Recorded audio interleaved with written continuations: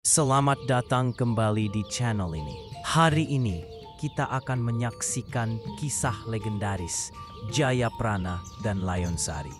Cerita rakyat Bali yang berasal dari geguritan, puisi berirama yang menyampaikan pesan moral lewat tembang. Ini bukan sekadar kisah cinta, tapi juga tentang kesetiaan, pengabdian, dan ketika kekuasaan disalahgunakan demi nafsu pribadi. Cerita ini bukan untuk diperdebatkan, tapi untuk direnungkan. Ambillah pesan moral yang terkandung di dalamnya. Dukung terus channel ini dengan like, komentar, dan subscribe. Selamat menyaksikan.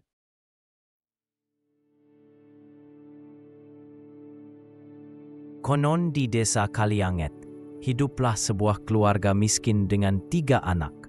2 laki-laki dan 1 perempuan. Anak bungsu mereka bernama Jayaprana, sehingga keluarga ini dikenal sebagai keluarga Jayaprana. Hidup kita makin lama, makin susah, Pak. Anak kita masih kecil-kecil, sudah ikut menderita. Sabar, Bu. Jangan mengeluh. Bu, saya pergi dulu. Doakan saya agar dapat rezeki. Setiap hari, ayah Jayaprana mencari kayu atau ikan untuk dijual demi bertahan hidup. Wabah mulai menyerang. Banyak penduduk meninggal. Desa itu benar-benar dirundung malang. Kemalangan tak berhenti. 2 kakak Jayaprana meninggal. Seminggu kemudian, kedua orang tuanya pun menyusul. Bapak Ibu, jangan tinggalkan Jaya. Jaya, tinggal sama siapa? Jaya ikut. Sabar, Nak. Nanti kau tinggal sama ibu. Jayaprana kini sendiri. Tapi ia tidak takut. Ia hanya ingin menangis, menumpahkan semua derita yang ia rasa terlalu berat. Ibu, ayo pulang. Jangan tinggalkan Jaya. Jaya, ayo kita pulang. Hari sudah malam. Jangan menangis terus. Besok kita kesini lagi. Wayan.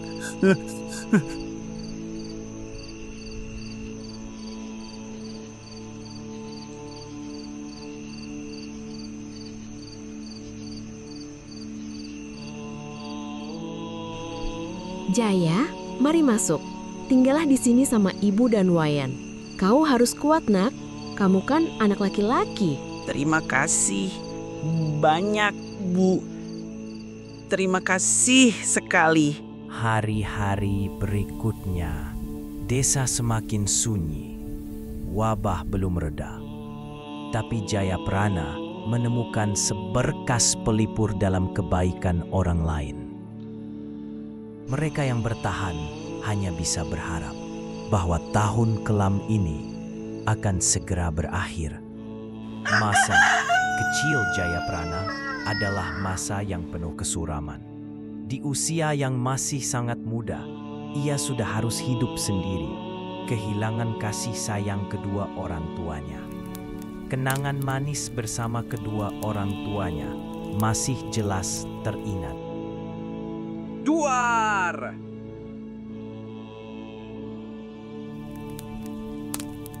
Hei, jangan melamun terus. Ah, kamu. Siapa yang melamun? Masa hantu? Tentunya kamu kan? Ayo kita pergi ke kuburan.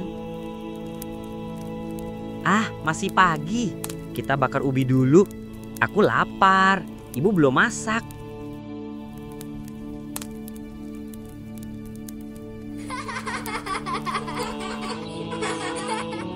Kedua anak itu berjalan menyusuri jalan setapak menuju kuburan. Daun-daun bambu bergoyang tertiup angin. Kuburan sederhana dari kayu tampak sunyi. Ayah, Ibu, Jaya sangat sedih ditinggal sendirian. Tapi sekarang ada Wayan dan ibunya yang baik. Jaya ingin masa depan lebih baik. Tapi harus mulai dari mana? Jaya tidak tahu. Dari sudut matanya keluar air mata yang terasa panas. Tangisan itu selalu hadir saat ia berada di antara pusara orang-orang yang dicintainya. Jaya, kita pulang. Ayo, makan di rumahku. Aku merepotkan terus.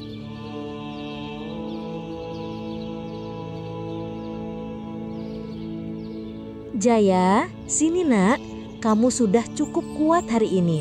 Sekarang istirahat ya. Ayo, makan dulu.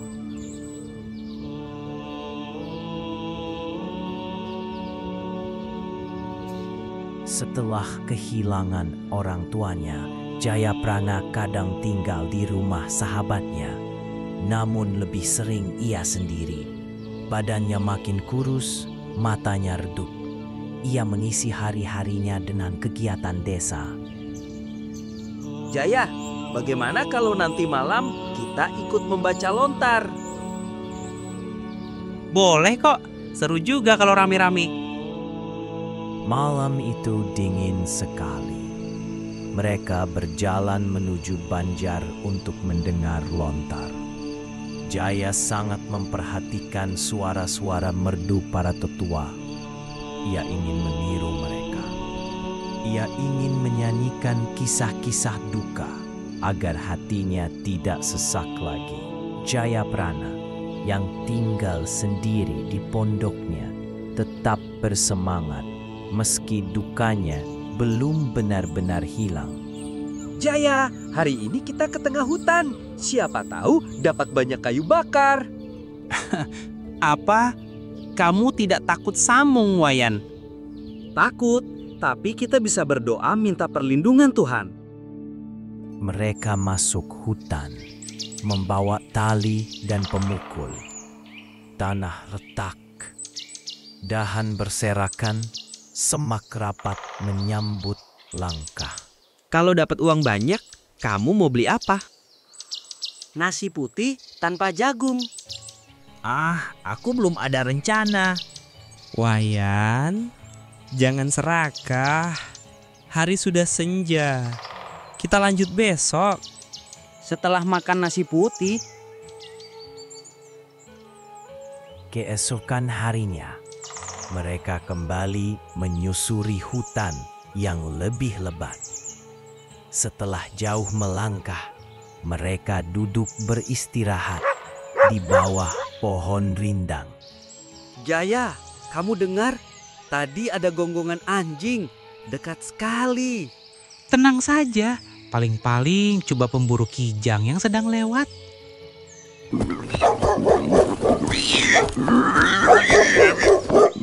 Awas, itu babi hutan. Cepat, dia ke arah kita sekarang.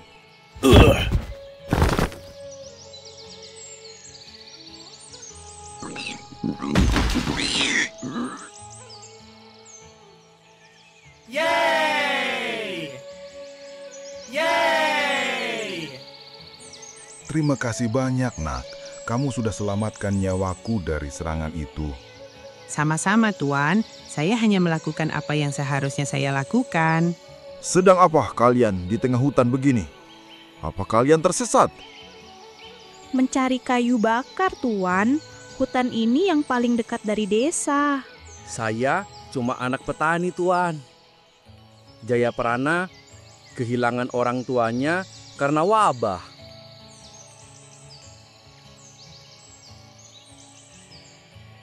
Ayo, ikut ke kota raja. Kalian anak-anak yang berbakat tak boleh disia-siakan.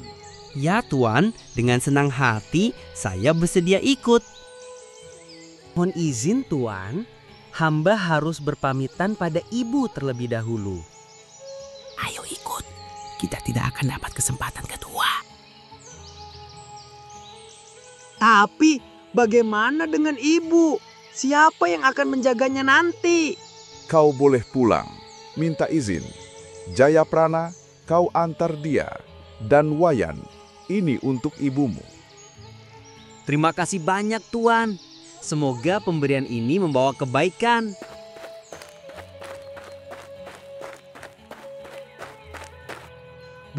Bu dengar, kami diajak pergi ke kota raja. Serius, Bu. Ibu tidak melarang, tapi pikirkanlah, Nak. Ibu ini sudah tua. Wayan, sebaiknya kau ikut kata ibumu. Kau seperti kakek saja.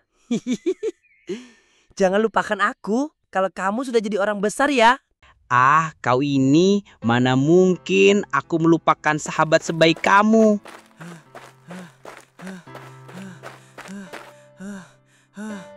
Siap, Jaya? Ayo, petualangan kita dimulai sekarang. Baik, Tuan. Hamba sudah siap berangkat ke kota raja bersama Tuan. Jayaprana berjalan bersama para pemburu menuju senja. Siluet mereka menghilang di balik hutan. Sejak menyelamatkan nyawa tuannya, Jayaprana tinggal di istana. Tuannya sangat menyayanginya, merasa berutang hidup. Jayaprana pun tak ingin mengecewakan. Ia bekerja dengan tulus, menyapu halaman, membersihkan dapur, membantu di taman. Hari demi hari, semua orang mulai menyukai anak yatim piatu itu. Rajin, rendah hati, dan selalu tersenyum, meski hidupnya tak mudah. Waktu berlalu, Jayaprana kecil yang kehilangan keluarganya, kini tumbuh menjadi remaja tampan. Tubuhnya berisi, senyumnya hangat meski hidup tak mudah. Suatu hari tuannya memanggilnya. Wajahnya tampak berat. Jaya, Sri Baginda butuh orang telaten merawat kuda kesayangannya. Aku berat melepasmu, tapi ini titah raja. Hamba siap, tuanku. Dengan sepenuh hati akan jalankan titah ini. Keesokan harinya, Jayaprana dibawa ke istana untuk menghadap raja. Ia terpesona oleh kemegahan dan keindahan kerajaan. Jayaprana terpaku di depan kandang kuda, takjub tapi gugup. Tuannya di belakang memberi isyarat penuh dukungan. Jaya, ingat, abdi yang baik harus setia dan tulus. Jayaprana kini menjadi pelayan istana. Hidup di kerajaan tak mudah, tapi ia cepat menyesuaikan diri.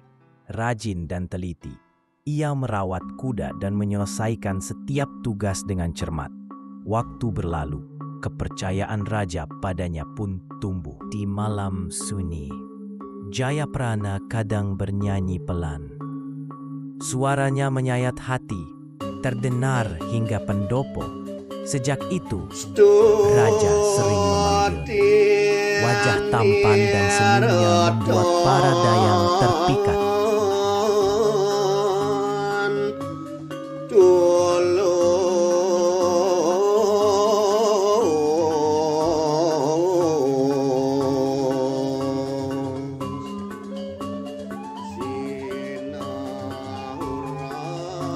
Merdu sekali. Dia benar-benar luar biasa. Aku tak bisa menahan rasa kagum ini. Kalau dia melirik aku, akan kupersembahkan babi guling 7 ekor. Sangat indah. Jayaprana, kau sudah dewasa. Pilihlah seorang dayang yang kau sukai. Jadikanlah istri, mumpung aku masih hidup. Ampun, Paduka. Hamba masih merasa belum siap. Kau ini lucu. Baiklah kalau begitu. Sekarang pergilah, nikmati harimu.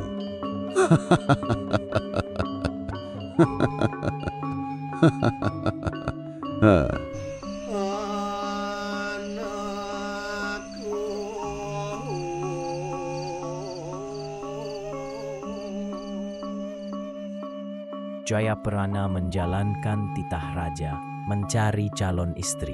Hampir tiap hari ia ke pasar, namun belum ada gadis yang cocok di hatinya. Jayaprana, Sudahkah kau temukan gadis yang cocok? Hamba memohon maaf, Paduka. Hingga kini, hamba belum berhasil menemukannya. Kalau begitu, keluar dan jangan kembali sebelum kau menemukannya.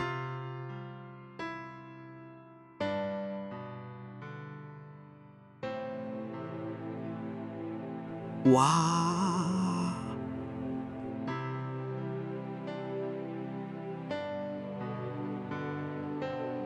Paman, siapa gadis itu? Cantiknya begitu menyejukkan hati. Namanya Layon Sari, putri Jero Bendesa di Banjar Sekar.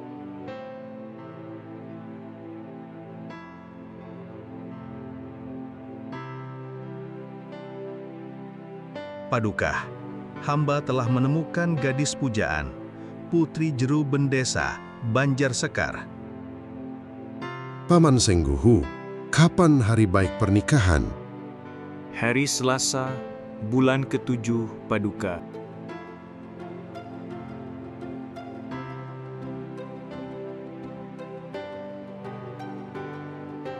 Jayaprana, bawa suratku ini, sampaikan pada Jero Bendesa. Itu lamaranmu untuk Layon Sari atas restuku. Baik, Baginda. Titah Paduka akan hamba laksanakan sebaik-baiknya.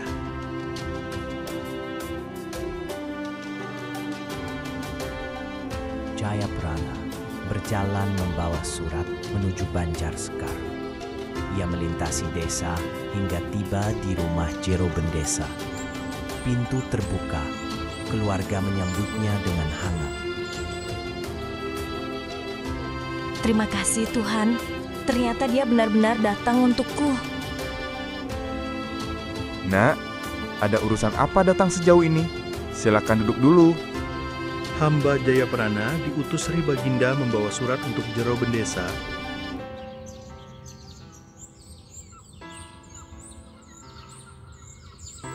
Sebaiknya kita tanyakan langsung saja pada anak kita, biar semuanya jelas. Layon Sari, kau dilamar Jayaprana. Ia orang baik. Bapak harap kau setuju. Kalau Bapak merestui, saya juga setuju. Saya percaya pilihan Bapak. Mari nak, makan siri dulu sebagai tanda penerimaan kami. Terima kasih Bu, sambutan Ibu begitu hangat. Kami merasa diterima dengan penuh hormat dan saya sangat bersyukur. Nanti jangan kaget, Layon Sari kadang pemalas dan mudah ngambek. Baik Bu, saya akan menjaga dan memperlakukan Layon Sari sebaik mungkin. Jayaprana, Layon Sari telah setuju. Kami menerima lamaranmu dengan rasa syukur dan bahagia. Terima kasih, Pak. Kalau begitu, saya mohon pamit. Sering-seringlah berkunjung kemari. Jayaprana dan pembantunya kembali ke istana. Wajah mereka penuh semangat dan harapan. Di atas mereka, langit tampak tenang, seolah ikut membawa kabar baik. Paman-paman sekalian, pernikahan Jayaprana harus menjadi upacara agung yang tak terlupakan. Siapkan semuanya, undang rakyat, beri mereka makanan. Istana dipenuhi kesibukan. Para abdi menyiapkan bahan makanan, menjahit pakaian adat, merangkai bunga, hingga menyiapkan kerbau dan unggas untuk jamuan besar.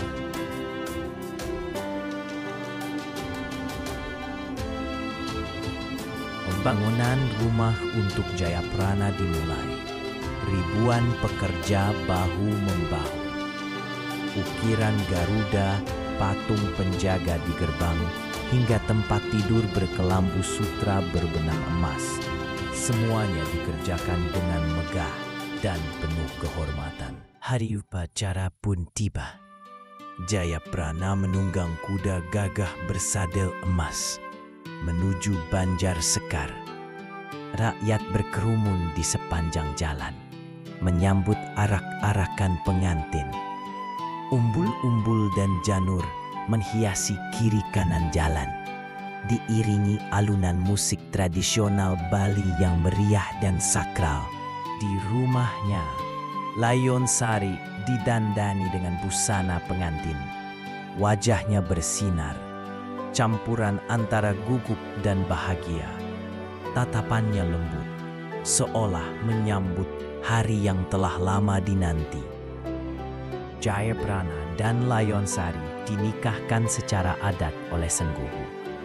Usai upacara, Layonsari diboyong ke istana dalam joli emas, disambut sukacita dan keramaian rakyat yang menyambut pengantin baru. Paduka, dengan segala kerendahan hati, hamba menghaturkan sembah. Kemarilah, mendekat padaku. Aku ingin melihatmu lebih dekat.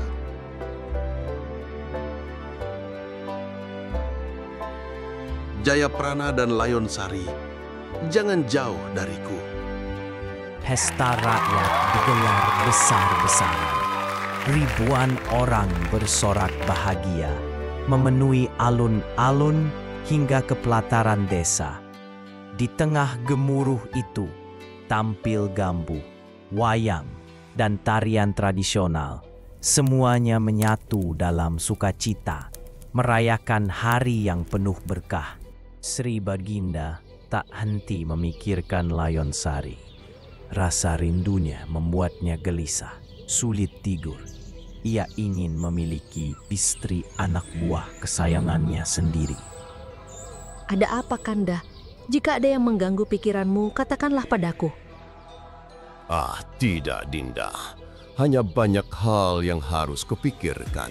Permaisuri mengetahui keresahan suaminya berasal dari cinta terlarang pada Layonsari. Ia hanya bisa menahan rasa sedih dalam diam. Malam hari, di ruang tertutup, Raja berdiri serius di hadapan para abdi dan penasehat.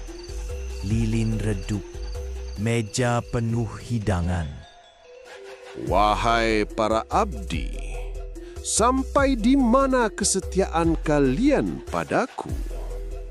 Selagi hamba hidup, hamba takkan gentar. Titah Paduka, hamba junjung. Biarlah pundak hamba remuk, asal Paduka bahagia. Raja tersenyum puas. Para abdinya telah menunjukkan kesetiaan. Maka ia menyampaikan maksud hatinya yang sesungguhnya. Layonsari tak pantas untuk Jayaprana. Asal-usulnya tak jelas. Aku menginginkannya buat siasat untuk menyingkirkan Jayaprana. Keheningan mencekam. Ekspresi para abdi berubah tegang. Ada yang ragu, ada yang diam, tapi tak ada yang berani menentang. Paduka, izinkan hamba memberi siasat. Kirim Jayaprana ke Tarima. Katakan ada perampok maju. Titah Paduka akan kami laksanakan. Baik, Sahung Galing, jalankan siasatmu. 7 hari setelah pernikahannya, jemput dia. Semua pun mengangguk, pura-pura setuju. Walau di hati, beberapa di antara mereka menyesali keputusan kejam itu.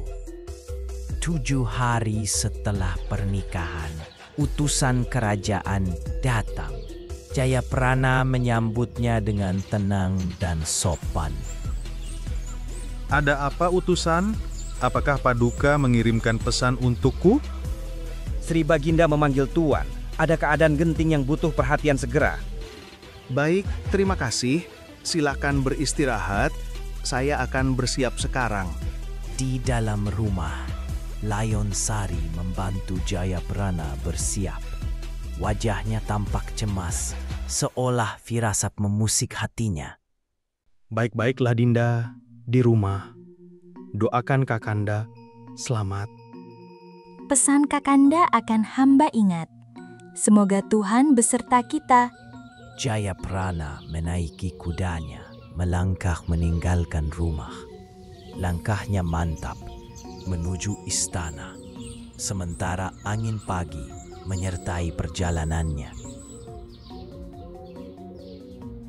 Apa yang dapat hamba lakukan, Paduka? Jayaprana, pergilah ke Tarima. Tumpas para perampok yang meresahkan rakyat.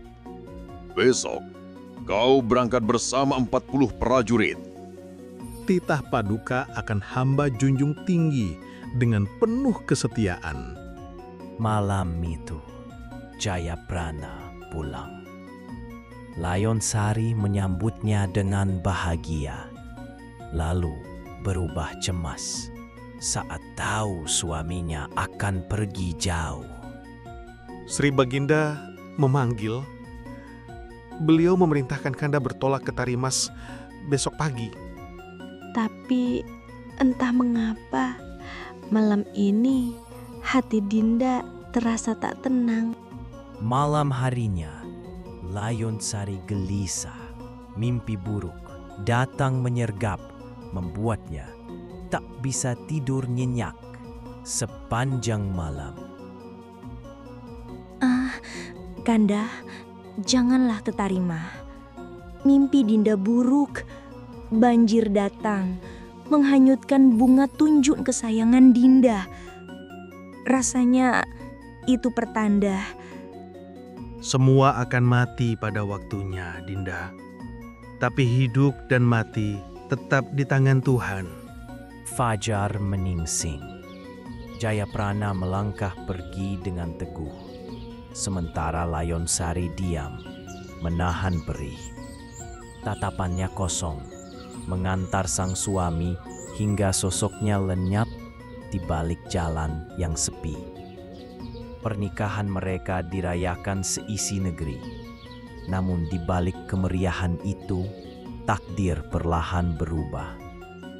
Masih ada lagi yang tertinggal, Paman? Atau semuanya sudah siap? Semuanya sudah siap, Nak. Tinggal menunggu waktunya saja. Kalau begitu, mari kita berangkat. Semoga perjalanan ini lancar.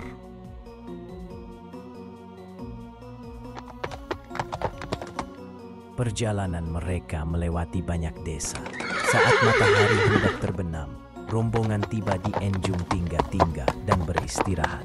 Fajar menyingsing, mereka lanjutkan perjalanan ke Gerogak, Patas, dan Tanjung Ser. Tapi Tarima masih jauh. Rombongan tiba di desa Banyupoh dan beristirahat. Mereka menyiapkan diri untuk menyusuri hutan belantara desa Pulaki. Jayaprana pun teringat mimpi istrinya. Sebuah isyarat mungkin. Tapi ia tetap melanjutkan perjalanan. Mereka melintasi hutan yang gelap dan lembab, berjalan cepat menuju Sendang, lalu ke Tanjung Rijasa yang dipenuhi kera liar. Tingkah kera menyerupai manusia, berayun, berebut makanan, bahkan memetik bunga. Matahari mulai tenggelam saat mereka melewati Pagametan tanpa henti. Suasana kian sunyi dan mencekam saat akhirnya mereka tiba di Tarima.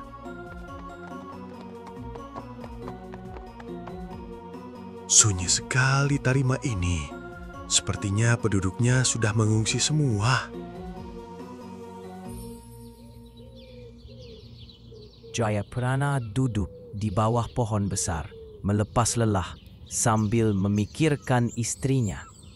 Saunggaling perlahan mendekat. Jayaprana, maafkan Paman mengganggumu. Oh, Paman, silakan duduk. Senang rasanya bisa berbincang sejenak. Terima kasih. Besok pagi kita mulai menyelidiki keberadaan para perampok. Semoga segera ditemukan. Keesokan harinya, rombongan dibagi menjadi 4 kelompok dan berpencar. Tengah hari, mereka berhasil menemukan gua persembunyian perampok. Pertempuran singkat terjadi.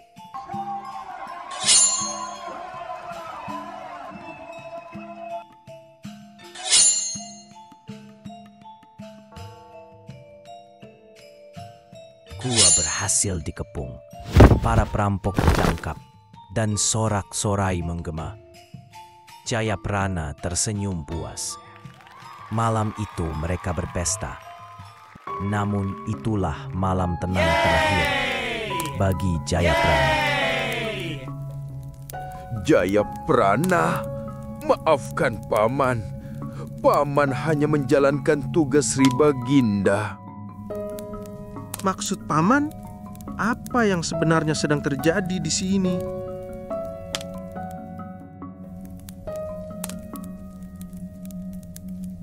Beginilah akhirnya nasib hambamu ini. Tega benar Sri Baginda. Para penasihat dan prajurit yang mengawasi menangis dalam diam. Mereka tahu Jayaprana tidak bersalah. Paman, katakan, siapa yang diperintahkan untuk membunuhku? Paman. Silahkan, Paman. Hamba tak bersalah. Jika ini titah, hamba pasrah. Jayaprana menutup matanya, tersenyum kecil saat Saunggaling menusukkan keris ke lambung kirinya. Darahnya mengalir harum seperti kesturi. Petir menyambar. Hujan turun deras dari langit. Seolah alam pun menangisi kepergiannya.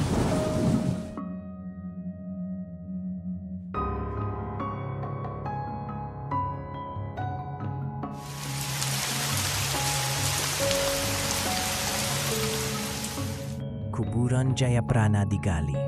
Para prajurit menangis. Ia dimakamkan dengan hening dan penuh hormat. Rombongan bersiap kembali.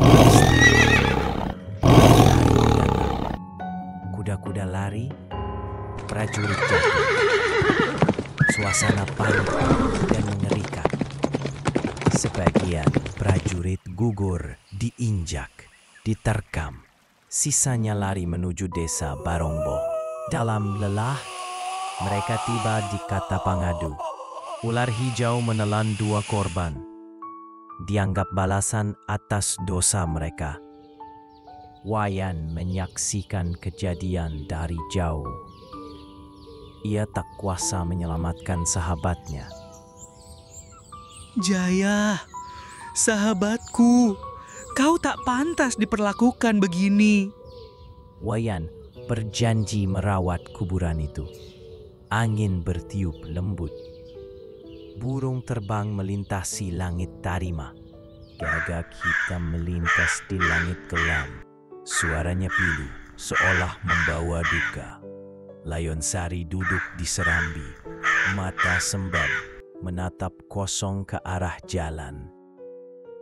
Layonsari gelisah di halaman.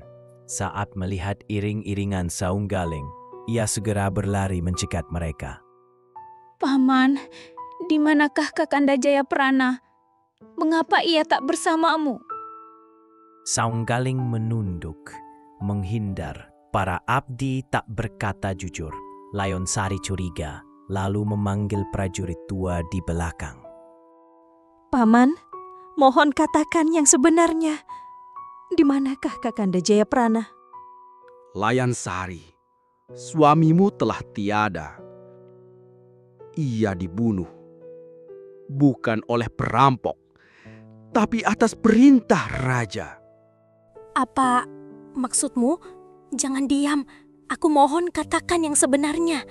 Jayaprana harus mati karena kau, karena kecantikanmu. Layonsari pingsan. Saat sadar, ia terisak dan diam. Dalam tidur, arwah Jayaprana muncul. Dinda, hidupmu masih panjang, tapi aku menunggumu di alam sana.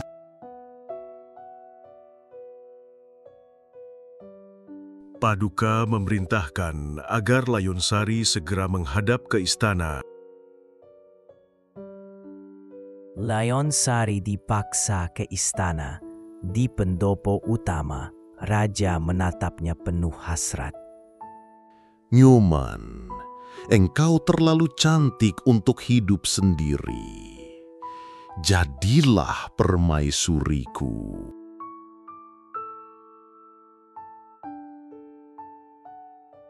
Paduka, hamba menolak. Hamba ingin menyusul suami hamba. Paman, tinggalkan kali.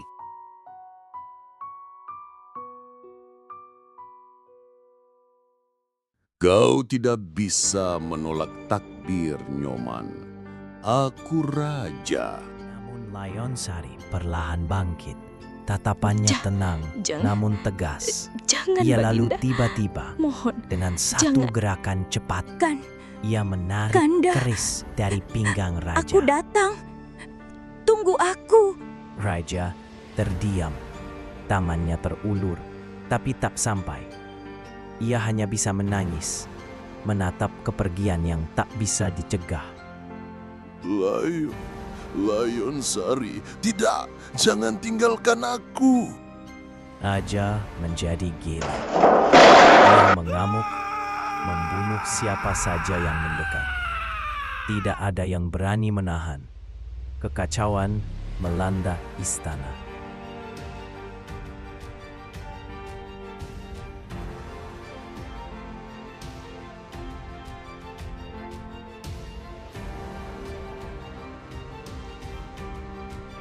Namun, tak ada yang bisa menghentikan raja yang diliputi rasa bersalah dan dendam pada dirinya sendiri. Akhirnya, di puncak kegilaan, raja mengambil keris dan mengakhiri hidupnya.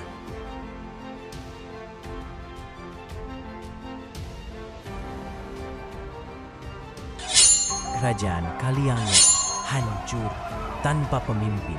Rakyat berkelahi berebut kekuasaan. Perang saudara pecah, kerajaan pun musnah.